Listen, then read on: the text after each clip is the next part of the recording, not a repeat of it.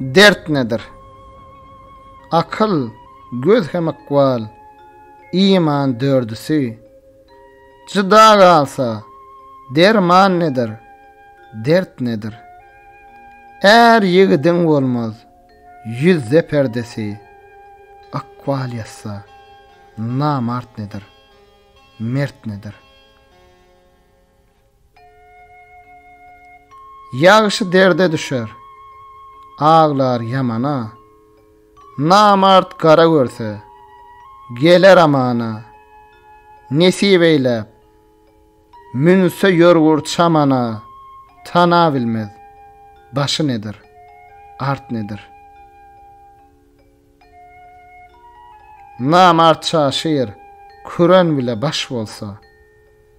Ayvan açar, öd ilinden daş kalsa. Serhoş bolan, goç şegide duş bolsa. Salar ılcın, üçü nedir, dört nedir? Rüstem dal at sallı, atlanıp atın. Ne diya iş etti, diyin gayratın. Pelen gadaplanıp, ursa hayvatın. Dura bilmez, bars nedir, gurt nedir? Mağtım olu, aylan, pelen çarxı.